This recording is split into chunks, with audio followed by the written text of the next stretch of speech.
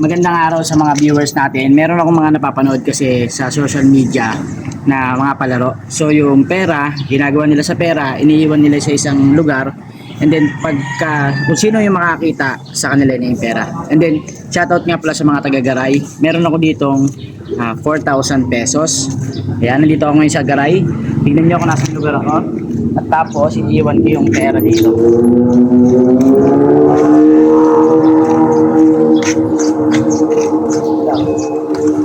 Ayan, meron ako dito 4,000 pesos at iiwan natin dito.